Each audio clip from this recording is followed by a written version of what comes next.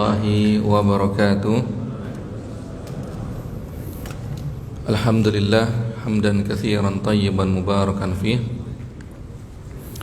Wassalatu wassalamu ala sayyidina Muhammad imamul muttaqin wa qaidul mujahidin, ballaghur risalah wa nasaha lil ummah wa tarakana ala mahajjatil bayda layluha kanahariha la yazigu anha illa halik amma ba'd. Tibtum wa taba mamsyakum wa tabawwa'tu minal jannati manzila. Bapak-bapak dan ibu-ibu jamaah salat subuh yang dirahmati Allah Subhanahu wa taala. Alhamdulillah, pada pagi ini kita masih diberikan kesehatan dari Allah Subhanahu wa taala, diberikan taufiknya sehingga kita dapat melaksanakan ketaatan kita, melaksanakan salat subuh secara berjamaah. Salawat serta salam kita curahkan kepada baginda besar Nabi Muhammad sallallahu alaihi wasallam, yang mana beliaulah yang telah berjuang dengan para sahabat membawa risalah Islam ini sehingga kita pada saat ini dapat menikmati indahnya risalah Islam itu sendiri. Bapak dan ibu-ibu sekalian, kita akan melanjutkan kajian Nasaih Diniyah kita ya. Pada bulan yang lalu saya membahas berkaitan tentang kepalestinaan ya, kalau nggak salah ya. Jadi pada saat ini saya akan membahas tentang mabhasul jihad ya. Karena ini sesuai dengan konteks yang sering kita lihat ya, bagaimana konflik antara pejuang pembebas Palestina dengan penjajah Israel ya. Ada yang mengatakan ini tidak ada kaitannya dengan keimanan ya. Nah, ini sembrono saya katakan ya, bahwa setiap perjuangan ya untuk mempertahankan aset keislaman ya, itu adalah bernilai jihad di dalamnya. Sebagaimana di zaman Rasulullah sallallahu alaihi wasallam, ketika Rasulullah dengan para sahabat ya mempertahankan aset umat Islam atau melawan atau membela diri, itu adalah jihad ya. Makanya ayat-ayat jihad begitu banyak ya, wajahidu bi amwalikum wa anfusikum dan lain-lainnya. Nah, walaupun jihad itu maknanya sangat luas ya. Kalau di masa Rasulullah sallallahu alaihi wasallam, ayat-ayat yang berkaitan jihad ini memang lebih dominan di medan perang ya. Makanya ada perang Badar, perang Uhud, Khandaq dan lain-lainnya ya. Berarti sudah lebih daripada jihad harta ya. Kalau kita di Indonesia mungkin jihad dengan pikiran ya, jihad dengan harta ya. Jihad dengan harta itu ya mungkin kita sedekah ya. Tetapi yang jihad paling tinggi adalah jihad melawan hawa nafsu ya. Karena pernah suatu ketika Rasulullah sallallahu alaihi wasallam baru selesai perang Badar ya. Nakhtu atau kita beralih dari jihad yang kecil menuju jihad yang besar. Apa yang Rasulullah pada jihad kecil itu, maksud Rasulullah adalah perang Badar ya. Jihad besar itu adalah puasa ya, menahan hawa nafsu itu sendiri. Nah, terlepas daripada itu ya, jihad yang akan saya sampaikan di sini adalah jihad yang lebih konotasinya di medan perang ya. Karena kita mengetahui di media sosial bagaimana perlawanan atau pembelaan diri pejuang pembebas Palestina yang kita lihat di media sosial melawan agresi penjajah Israel itu sendiri ya. Tidak sebanding kalau misalnya kita main akal-akalan ya, secara logika tank F-16 ya, kapal induk ya, hanya melawan bayonet ya, basoka ya bahasanya, bahasa Indonesianya basoka dan lain-lainnya, tidak sebanding ya.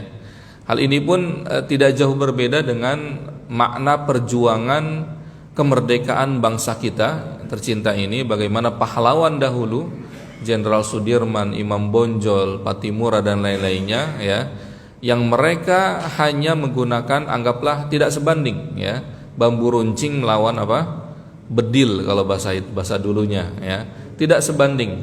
Tapi inilah bagaimana bahwa kebenaran itu biasanya lemah dari segi teknologi ya. lemah dari segi senjata, ya. Zaman Rasulullah dari segi jumlah, ya, bagaimana dalam perang Badar hanya 313 atau 314 melawan 1000 orang, ya, 1000 kafir Quraisy, ya. Bagaimana dalam perang Uhud hanya sekitar 3000 melawan 10.000. Bagaimana dalam perang Khandaq, ya, itu pun sangat melawan 100.000 dalam sejarah itu sekitar 100.000, tidak sebanding, ya. Begitu juga dalam perang-perang setelahnya, bagaimana ruh atau spirit daripada kemerdekaan kita tidak lepas daripada jihad itu sendiri, ya. Makanya Imam Hasyim Asy'ari ada namanya resolusi jihad, ya.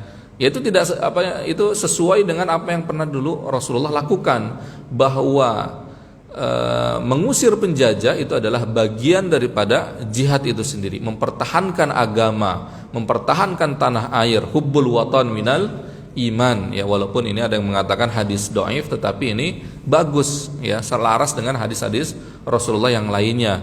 Belum lagi Ahmad Dahlan, ya, yang sekarang tentunya teman-teman Muhammadiyah, itu pun ada konsep jihad itu sendiri, ya. Imam Hasyim Asy'ari, Ahmad Dahlan itu tidak lepas daripada bagaimana memperjuangkan mengusir penjajah Israel, mengusir penjajah Belanda dari negeri tercinta kita ini dan mengisi kemerdekaan itu sendiri, ya. Sampai sekarang mewarnai daripada dinamika keislaman yang ada di Indonesia, NU dengan Muhammadiyah, ya. Hal inilah terkadang yang bergeser, ya. Makna ajaran pembentukan awal daripada ormas anggapan Nahdlatul Ulama dan Muhammadiyah sekarang bergeser, nuansa-nuansa jihadnya sudah semakin tidak seperti dahulu lagi, ya. Jadi beruntunglah kita ketika ada fenomena perang antara pejuang pembebas Palestina dengan penjajahan Israel, itu mengingatkan kita kembali bahwa Indonesia ini bisa merdeka dengan mabda'ul jihad, dengan prinsip jihad itu sendiri, ya. Kalau bukan karena prinsip jihad, mustahil Indonesia akan bisa merdeka, ya. Bagaimana Bung Tomo ketika di Surabaya Allahu Akbar dengan teriakan apa? Takbir, ya. Adalah simbol-simbol keislaman, ya. Nah, ini makanya dalam ayat-ayat di sini nanti akan kita jelaskan, ya. Kenapa kita harus berjihad, ya?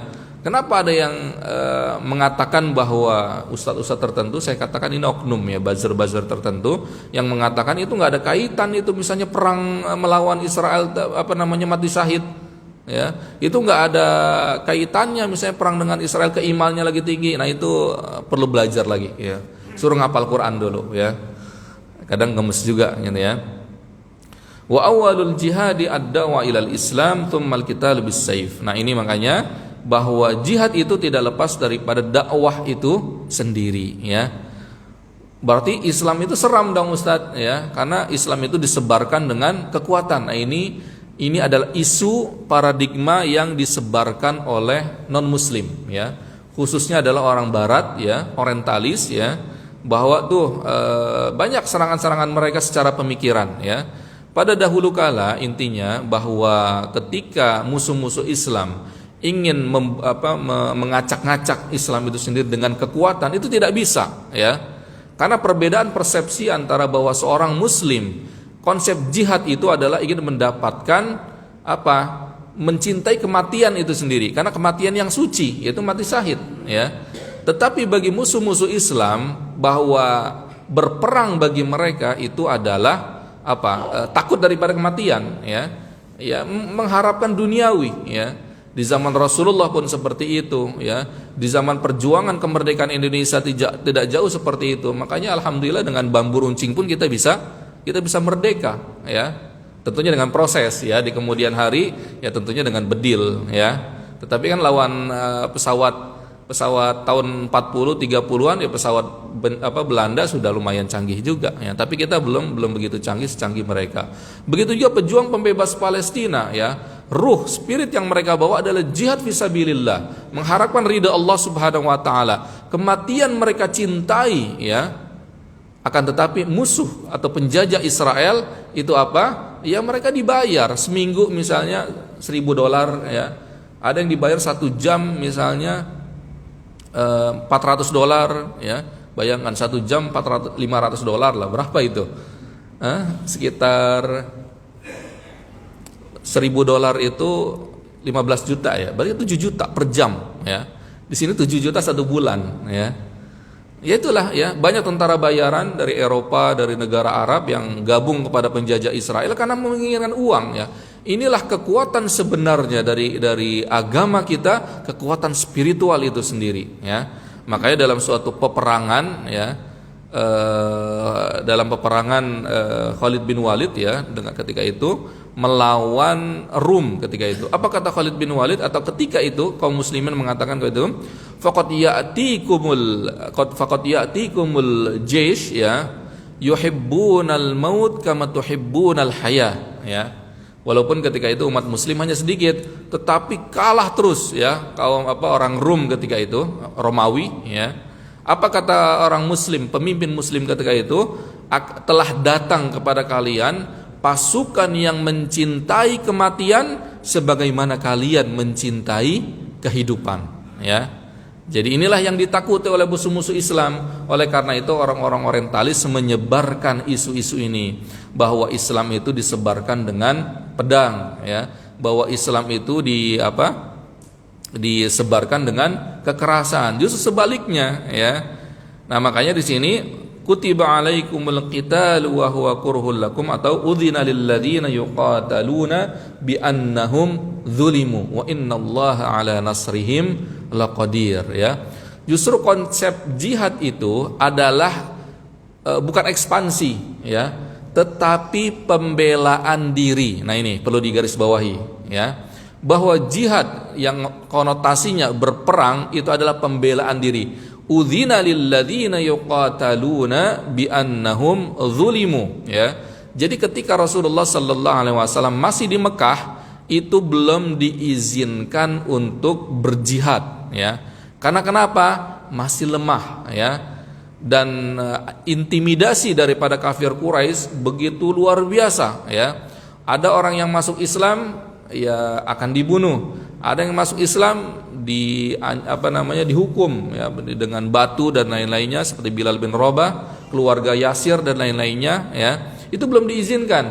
Tetapi di kemudian hari ketika umat atau ketika sahabat sudah mempunyai kekuatan di Madinah, itulah diizinkan oleh Allah Subhanahu wa taala, udzina lil ladzina yuqataluna, diizinkan bagi orang yang dibunuh, yang ditindas ya, untuk membalas ya. Fa in bi annahum zulimu, karena mereka terzalimi. Berarti konsep jihad, berperang di jalan Allah Subhanahu wa taala, itu adalah membela diri karena terzalimi ya.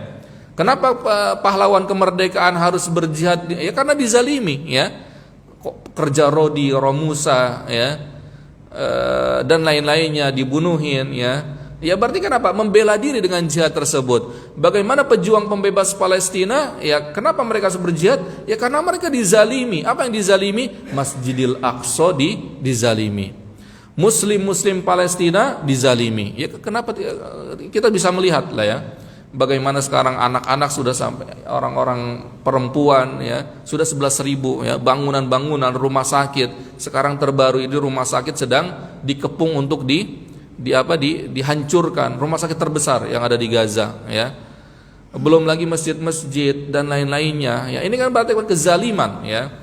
Berarti negara-negara pendukung daripada penjajah Israel itu yang diam, mereka itu yang mereka juga mendukung penjajahan ini, mendukung kezaliman juga ya. Bagaimana negara-negara Eropa yang biasanya dengan kemanusiaan sekarang mana tidak ada suaranya ya. Negara Jerman, Belanda, Eropa Barat, Perancis dan lain-lainnya, bahkan Amerika ya. Semuanya diam saja, bisu ya. Yang kalau misalnya ketika Ukraina mereka ini kemanusiaan, tapi sekarang ya di depan mata mereka media begitu banyak ya, anak kecil dibunuh ya, para wanita dibunuh. Inilah yang dinamakan udzina lil ladzina yuqataluna bi annahum zulimu wa innallaha ala nasrihim laqadir ya. Bahwa diizinkan Allah mengizinkan orang yang dizalimi untuk membela diri ya. Akan tetapi itulah yang namanya perjuangan ya. terkadang orang yang membela diri itulah yang disalahkan oleh siapa? Orang yang zalim. Ibarat masjid Al-Ikhlas ingin dikuasai oleh preman, anggaplah preman manalah, preman apa sebelah jalan sini Kodau ya. Oleh preman Kodau ya, masjid ini ingin saya kuasai jadi base camp saya ya.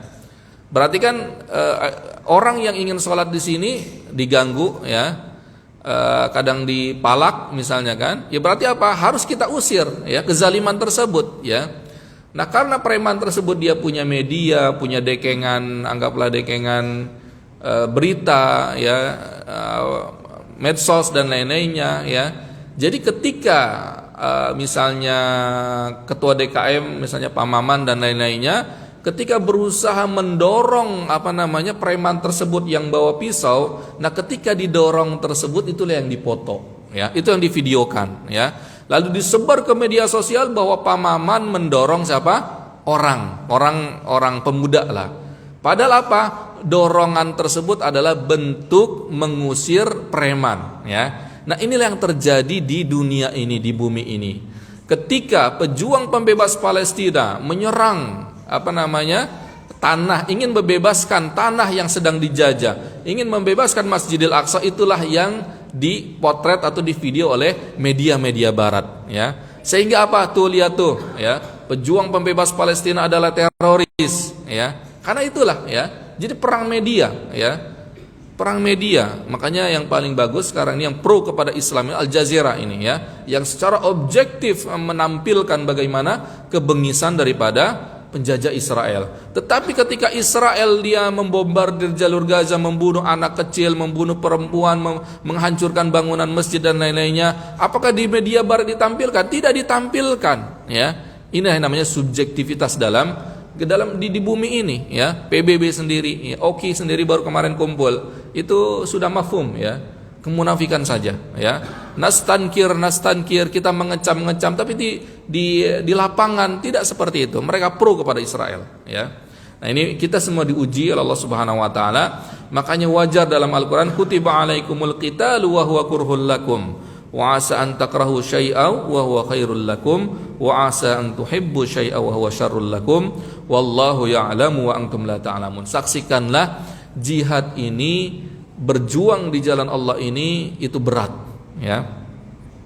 Berat bagi siapa? Bagi orang yang cinta dunia ini ya. Tapi kalau bagi orang yang menginginkan surga ya, ingin berjalan sebagaimana jalannya Rasulullah sallallahu alaihi wasallam, ingin bertetangga dengan Rasulullah sallallahu alaihi wasallam, ketika dia dizalimi tidak ada kompromi dengan penjajah ya. Dulu di zaman perjuangan kita pun tidak ada kompromi dengan Belanda ya. Jenderal Sudirman yang kompromi dengan Belanda biasanya pengkhianat ya. Biasanya menjadi, kalau bahasa dulu kita londo ireng ya. Ya dia Belanda tapi kulitnya hitam ya. Dia kompromi dengan Belanda, ya udah kita 50-50 ya. Padahal Indonesia milik kita ya. Tapi ketika Belanda londo ireng ini, udah kita bagi dua lah ya. Sumatera sebagian buat ente, sebagian buat saya. Jawa sebagian buat ente, sebagian buat saya ya. Ini adalah pengkhianat dalam tubuh perjuangan itu sendiri ya. Apakah ada di zaman Rasulullah? Ada ya. Bagaimana orang Yahudi berkhianat ya. Bagaimana orang-orang munafik, Abdullah bin Umar dia berkhianat menyerang Rasulullah dari dalam. Kafir Quraisy di luar, kaum munafikin dari mana? Dari dalam. Rasulullah di tengah. Nah, itu sulit kan? Makanya setelah selesai di luar, Rasulullah memerangi orang-orang munafik dengan orang Yahudi. Nah, yang paling sulit itu bukan mengusir penjajah, tetapi yang paling sulit itu, lebih sulit ya, melawan musuh dalam selimut. Jenderal Sudirman, Patibura, Imam Bonjol dan lain-lainnya itu melawan Belanda ya sulit, tapi lebih sulit lagi melawan yang Belanda kulitnya ireng, karena nggak ketahuan bulenya gitu kan. Tahu-tahu di samping kita lagi makan, bunuh ya. Jenderal Sudirman kan dalam cerita diracun ya, seingat saya ya. Ingin diusahakan untuk diracun, ingin dibunuh lah ya. Siapa yang meracun itu? Ya intel-intelnya Belanda ketika itu ya. Begitu juga pejuang pembebas Palestina sekarang. Israel itu kalau misalnya kita melihat bagaimana sekarang perjuangan pembebasan Palestina, kalah mereka. Walaupun mereka dengan tank, dengan F-16, dengan pesawat dengan kapal induknya, hanya melawan bambu runcing kalau bahasa kita, dengan bayonet, dengan hal biasa, dengan bom granat dan apa sih namanya? Kalau ditanam di bawah itu apa namanya? Ranjau ya. Itu pun luar biasa, mereka bisa menang. Tapi yang sulit itu ternyata adalah musuh dalam selimut. Apakah orang Arab pejuang pembebas Palestina ada pengkhianat? Saya katakan ada, ya. Orang-orang Palestina ada yang berkhianat, yang dia pro kepada Israel, yang dia menjadi informannya daripada penjajah Israel, intelnya kalau bahasa kita, ya. Tuh pejuang pembebas Palestina tuh di sana, rumahnya di sana. Tuh dia ngumpetnya pejuang pembebas Palestina di sana. Dikasih tahu orang Israel, dia dapat duit, ya. Ini kalau bahasa kita ya lodo irangnya. Justru yang kayak gini yang sulit, ya. Kalau Israelnya ini penakutnya luar biasa, ya. Mereka lemahnya seperti kapas. Makanya mereka sekarang ini tank-tank mereka tuh sudah masuk ke Gaza. Dan mereka tidak berani untuk keluar dari tanknya itu sendiri. Takutnya luar biasa. Kalau pejuang pembebas Palestina ya kemana-mana ya kayak inilah, karena mereka mencintai kematian itu sendiri, ya. Kalau mereka karena dibayar, kalau orang Israel apa? Ya dibayar, ya. Seminggu ada yang mengatakan 1 jam berapa tadi? 7 juta. Bayangkan 1 jam 7 juta, ya. Sebulan sudah bisa kebeli rumah, ya. Ya. Ada juga mengatakan seminggu dia dapat sekian ribu dolar. Ya mencari duit intinya, ya. Nah, kalau misalnya pejuang pembebas Palestina untuk apa? Untuk Allah Subhanahu wa taala. Makanya wajar, ya. Kenapa mereka pakai apa sih namanya yang penutup muka itu? Bukan masker, ya. Litham kalau bahasa Arabnya itu. Nah, itu kenapa? Supaya meminimalisir rasa riya dalam diri, ya. Jadi supaya tidak dikenal bahwa dia adalah seorang pejuang, ya. Bayangkan kalau misalnya tidak pakai lisam, ketahuan si dua pejuang. Nanti kan akan orang ini pahlawan, akhirnya menjadi dalam hati dia timbul ria, ya. Makanya kebijakannya setiap pejuang pakai penutup muka supaya dia ketika bergabung ketika sudah selesai di medan perang ya biasa lagi, bukan siapa-siapa gitu, ya. Hanya dia dan Allah yang tahu dengan teman-temannya. Intinya gitu, ya. Untuk meminimalisir keriaan itu sendiri. Menjaga spiritual bahwa perjuangan ini untuk Allah Subhanahu wa taala. Apakah di zaman Rasulullah ada yang berperang karena ingin mendapatkan pamor? Ada, kata saya, orang-orang munafik tertentu, ya, yang dia berjuang untuk mendapatkan pamor tersendiri, ya. Ketika ada ghanimah dia paling di depan, ya. Ketika ada suatu yang sengit dia paling di belakang, ya. Ada, ya, yang berjuang bersama Rasulullah di medan perang yang dia munafik itu ada, ya. Nah, ini makanya ayat-ayat jihad wa qatiluhum hatta la takuna fitnatu wa yakuna ad-dinu lillah, bahkan bahwa jihad ini akan terus ada sampai hari kiamat, ya. Nah, ya, sampai hari kiamat. Kenapa? Bahkan dalam hadisnya la taqumus saa'ah hatta yuqatilul muslimun al-yahud ila akhirih, ya. Tidak akan terjadi hari kiamat sampai orang muslim itu memerangi Yahudi, ya. Sampai orang Yahudi bersembunyi di balik batu, dan batu itu berbicara, "Hai muslim, di belakang saya siapa? Yahudi, bunuh dia," ya. Itu kata siapa? Kata Rasulullah sallallahu alaihi wasallam. Kapan Ustadz? Ya berarti kalau sekarang batu-batu belum pada bicara, ya tunggu saja, ya. Karena apa yang dikatakan Rasulullah pasti, ya. Tingkat akurasi kebenarannya ya 100%, ya. Karena Rasulullah itu adalah konsekuensi keimanan kita. Apa yang dikatakan Allah atau disampaikan Allah dan Rasulnya 100% benar, ya. Inilah yang menjadi keyakinan para pejuang, ya, bahwa mereka berada dalam kebenaran untuk membebaskan Masjidil Aqsa, bahwa perjuangan mereka suci, ya. Mendapatkan kemenangan dari Allah atau mati syahid itu sendiri. Makanya, ya, di hari-hari ini dari sejak 7 Oktober sampai sekarang kita tanggal berapa? 12 November, sudah 36 hari, ya. Bahkan ada ini sipil, ya, saya berbicara tentang sipil, ya. Sipil yang kena bombardir Israel banyak yang tubuhnya wangi, ya, wangi misik, ya. Saya tidak tahu minyak wangi misik itu di Indonesia ada tidak, ya? Apa ya? Saya belum tahu, bahasanya misik, ya. Kalau saya beli minyak wangi terkadang silver apa namanya, yang hitam itu apa, kasturi ya, nggak tahu bisik itu seperti apa, saya belum tahu ya. Tapi intinya apa, bahwa baunya benar-benar harum. Ini kabar gembira dari Allah. Ini sipil ya. Bagaimana kalau ada mujahidnya? Tapi sampai sekarang mujahidnya di awal-awal sudah ada yang syahid ya, di awal-awal. Tapi untuk hari-hari ini saya belum mendapatkan kabar. Misalnya ada mujahid, misalnya dari pejuang bebas Palestina, syahid 1, 2, 3, saya nggak dapat kabar ya.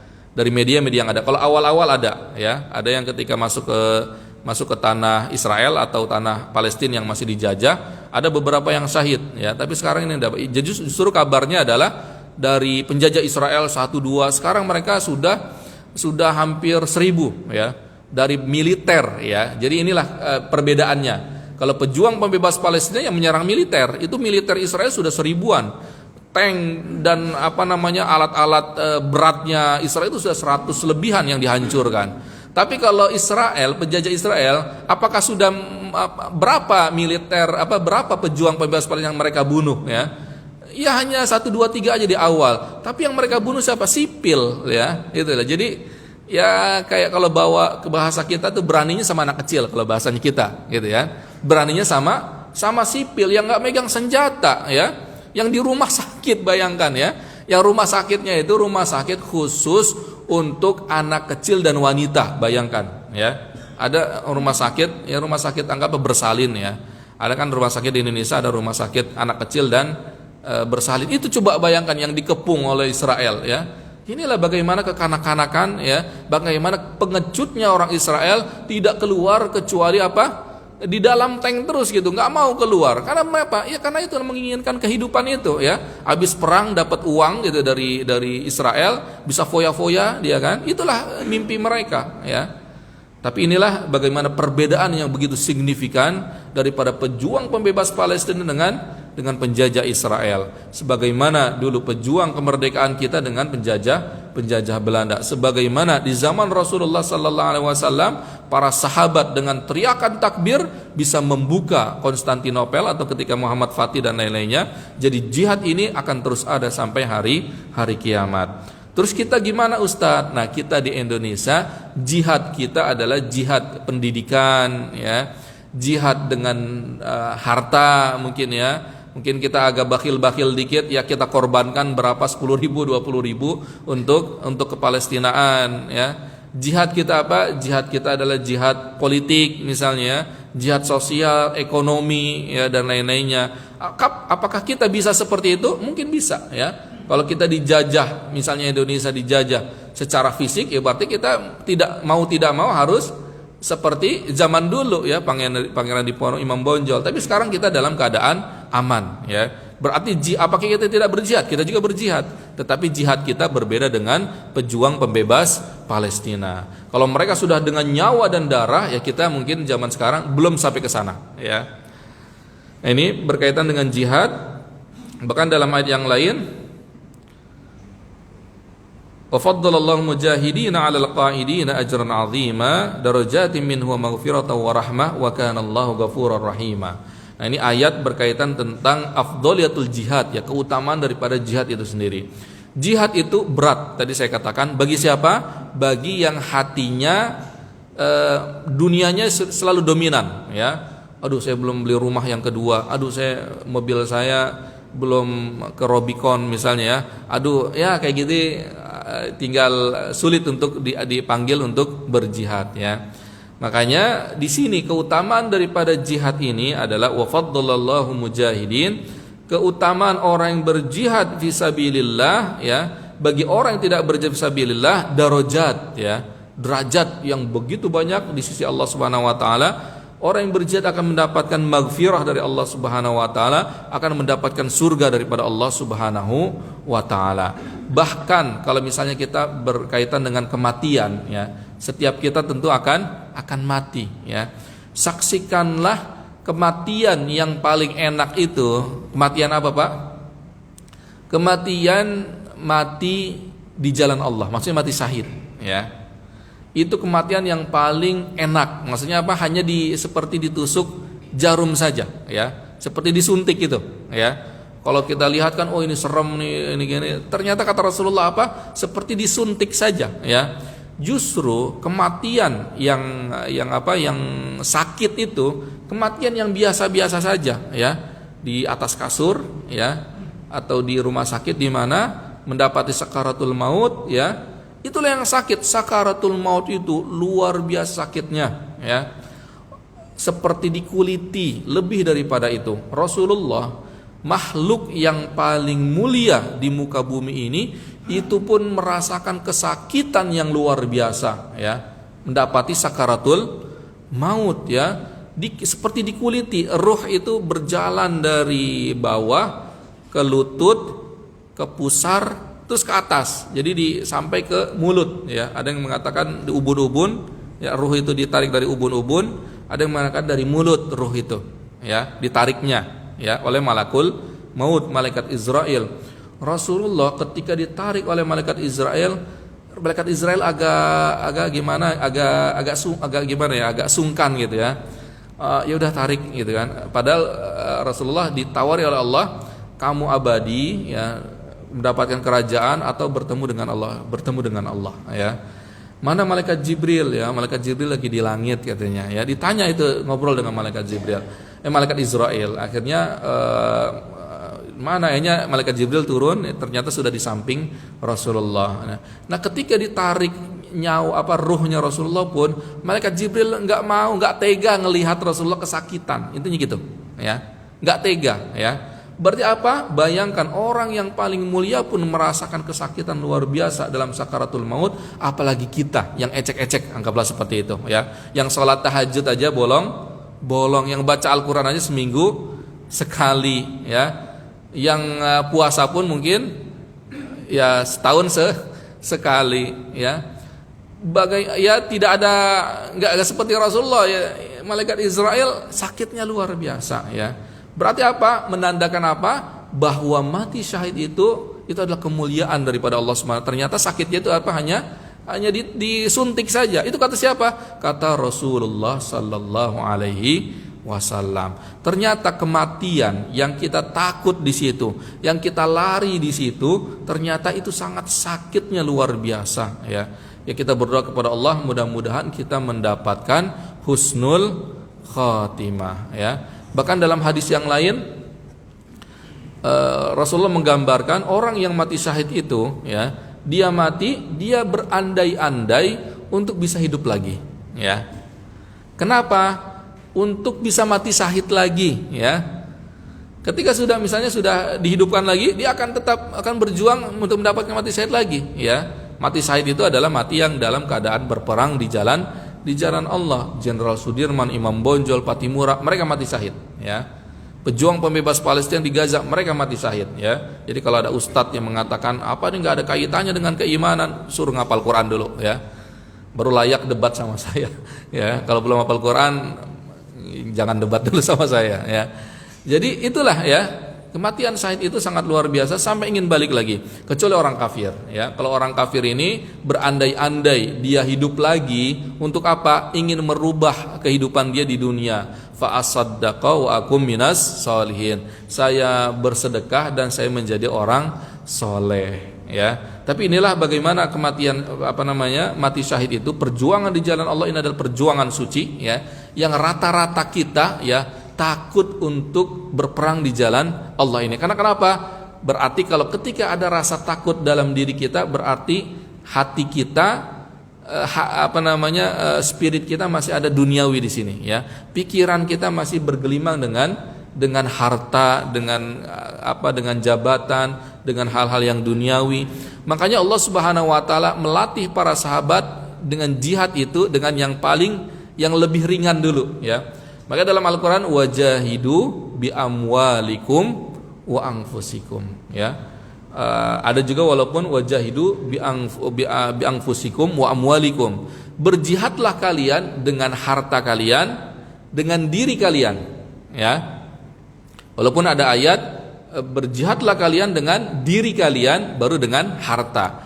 Nah, para mufassirin mengatakan kenapa kok harta dulu baru nafs, baru jiwa, ya. Karena berjihad dengan harta itu lebih ringan daripada berjihad dengan nyawa, Betul tidak ya?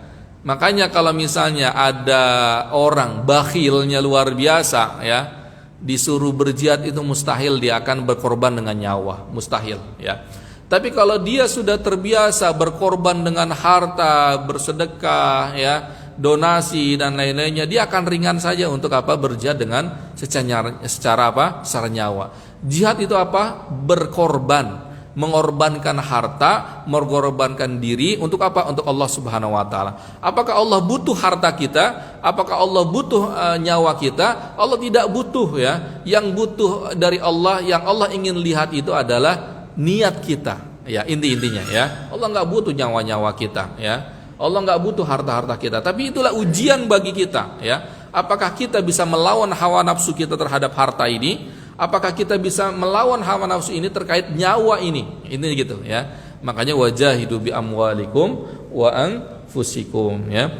Alladzina amanu wa hajaru wa jahadu fi sabilillah bi amwalihim wa anfusihim a'azzamu darajatan indallahi wa ulaika humul faizun. Ini makanya ya, orang yang hijrah berjihad fi sabilillah dengan harta dan diri mereka itu akan mendapatkan pahala yang begitu luar biasa dari Allah Subhanahu wa taala, dan mereka adalah orang-orang yang beruntung ya.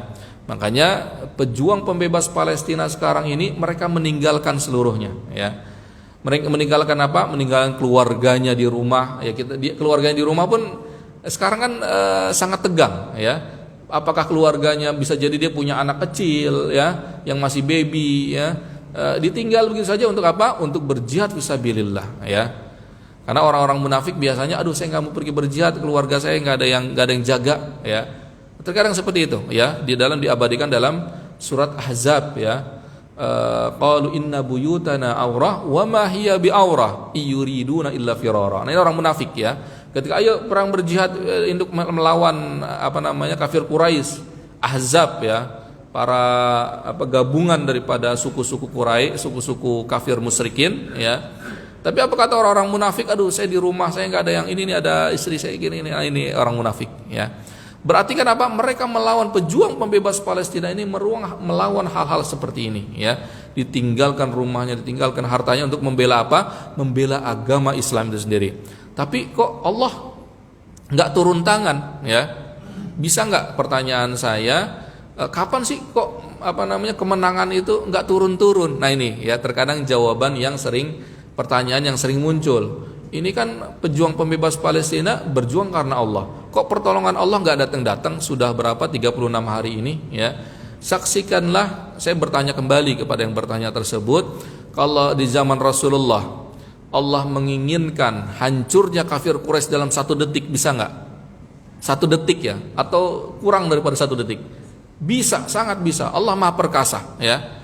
Tapi kenapa ada skenario Rasulullah harus ada perang Badar dulu ya, perang Uhud dulu, perang Khandaq dulu. Rasulullah dalam perang Uhud berdarah-darah sampai darahnya sampai ke dada Rasulullah. Para gigi Rasulullah patah ya. Para sahabat ada yang luka pendarahan, ada yang syahid. Kenapa harus seperti itu? Itu dinamakan ujian dari Allah Subhanahu wa taala ya. Mana mukmin yang sejati, mana mukmin yang munafik. Ya, nggak ada mukmin yang munafik, orang munafik itu langsung aja ya, orang yang munafik. Pertolongan Allah itu pasti ya. Begitu banyak cerita bagaimana Allah menolong Rasulullah dalam perang-perang, dalam perang Badar, dalam perang Uhud. Dalam perang Badar itu ya, jadi kafir Quraisy itu mayatnya itu 2 saja ciri-cirinya. Yang pertama, mayat kafir Quraisy berlumuran darah. Yang kedua, mayat kafir Quraisy tidak ada darahnya sama sekali. Maksudnya apa? Kafir Quraisy dalam perang Badar ketika berlumuran darah, berarti yang bunuh itu adalah sahabat ya. Maksudnya pejuang Rasulullah SAW dan para sahabat, karena ada darahnya. Tapi ketika mati kafir Quraisy tidak ada darahnya, itu yang bunuh malaikat ya, dengan pedang cahaya atau apa ya. Intinya para malaikat itu berjuang dengan Rasulullah sallallahu alaihi wasallam. Itu diabadikan dalam Al-Qur'an ya, bagaimana setan atau iblis ketika itu ingin berjuang dengan para kafir Quraisy. Apa kata itu? Ketika sudah sudah siap untuk berperang, mundur pasukan setan, pasukan jin ifrit dan lain-lainnya. Inni ara ma la tarawna inni akhafullah. Apa kata setan tersebut? Saya nggak jadi dukung ente hai kafir Quraisy. Saya melihat apa yang tidak kamu lihat. Melihat apa? Pasukan malaikat.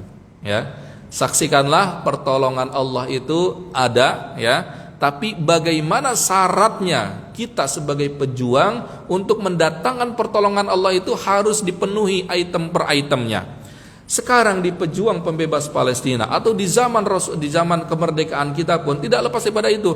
Bagaimana Jenderal Sudirman itu mendatangkan pertolongan Allah? Ya, ada saja keajaiban-keajaiban. Jenderal Sudirman ini orang yang luar biasa, solehnya luar biasa. Dalam sejarah itu dikatakan beliau selalu menjaga wudunya, ya. Kalau tidak salah kalau wudunya batal, wudu lagi, ya. Sebelum tidur berwudu, wudu saja dijaga, apalagi sholat tahajud, ya. Salat tahajud dijaga, apalagi puasa sunnahnya, ya. Makanya beliau ini bintang 5, ya. Salah satu bintang 5 kan jarang, ya. Nah, bintang 5 itu sampai sekarang hanya beberapa saja. Saksikanlah beliau orang soleh. Ketika spirit jihad itu luar biasa, pertolongan Allah itu begitu datang. Begitu juga di Palestina sana, ya. Dengan keikhlasan, dengan luar biasa. Terkadang makanya orang-orang Israel, ya, kita ini nggak memerangi manusia, kita memerangi ghost katanya. Ghost itu apa? Hantu. Padahal bukan hantu. Siapa? Malaikat. Ya. Tahu-tahu mati saja. Tahu-tahu ada pasukan putih. Pasukan putih dia kabur gitu kan. Pasukan putih siapa? Ya. Pejuang pembebas Palestina kan pusing. Kok ini pada lari semua nih? Kenapa ini gitu kan? Ya. Padahal saya sendiri gitu kan. Ya. Itulah bagaimana pertolongan Allah lewat malaikat-malaikatnya yang berjuang dengan para pejuang pembebas Palestina, ya. Banyak cerita, ya. Banyak cerita, ya. Intinya bayangkan kalau main akal-akalan, tank begitu banyak, F-16, kapal induk melawan hanya bayonet, ya. Jumlah pejuang pembebas hanya dikit saja, tapi penjajah Israel dibantu militer Amerika, personilnya dibantu militer Jerman, Belanda, Perancis, IDF, militer bayaran, ya, pasukan bayaran itu yang direkrut orang-orang Arab yang berkhianat itu pergi ke kubu Israel. Itu kan tambah lagi segi senjata ditambah lagi, tapi kemenangan tetap di pasukan Allah Subhanahu wa taala, pejuang pembebas Palestina, ya. Karena apa? Pertolongan Allah itu sudah datang, ya.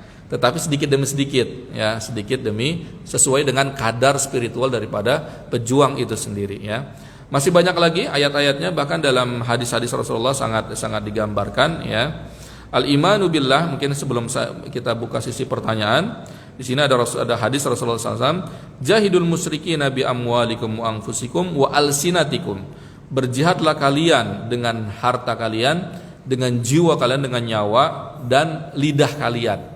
Maksudnya lidah ini ya seperti anggaplah saya meniatkan, saya mengedukasi Palestina berkaitan dengan ini, ya, jihad saya ke tempat ini, masjid, kantor, Jabotabek dan lain-lainnya, saya niatkan untuk jihad, ya.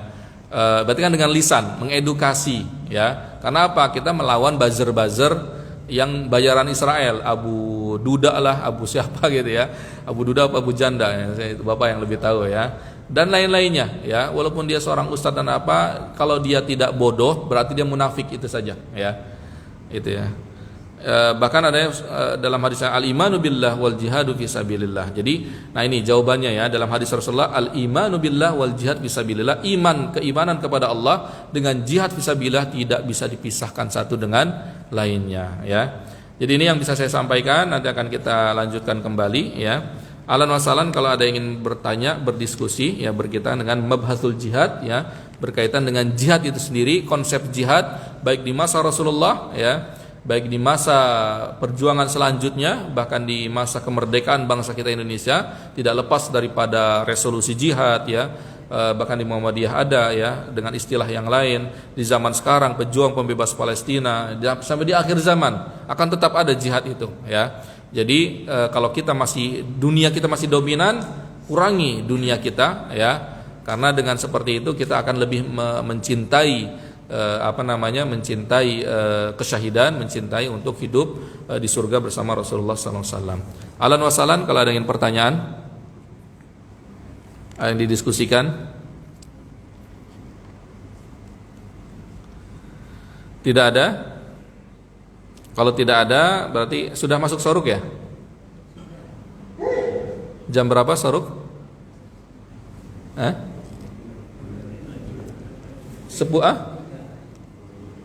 menit lagi. Soruk jam berapa? 7 menit lagi, ya. Kalau tidak ada yang bertanya, mungkin saya akan tambahi ya di sini. Nanti kalau ada yang bertanya silakan langsung tunjuk tangan saja. Di sini ada hadis Rasulullah SAW. Al-jihadu, nah ini ya. Wasuil aidan ayyul amali afdal faqala al-imani billahi wa rasulih. Qila thumma madza? Qala al-jihadu fisabilillah. Qila thumma madza? Al-hajjul mabrur ya. Suatu ketika Rasulullah SAW ditanya oleh sahabat, "Ya Rasulullah, mana amalan yang paling baik ya?" Lalu kata Rasulullah, "Al-imanu billahi wa rasulih," keimanan yang menancap ya kepada Allah dan Rasulnya. Yang kedua adalah, apalagi ya Rasulullah, yang kedua adalah al-jihadu fisabilillah, jihad di jalan Allah ya, di medan perang. Tsumma madza? Yang ketiga adalah hajjun mabrur, haji yang mabrur ya. Kalau haji mabrur ini itu jihadnya perempuan biasanya gitu ya. Bahwa jihadnya perempuan itu biasanya ketika melahirkan, yang kedua adalah ketika dia melakukan haji ya.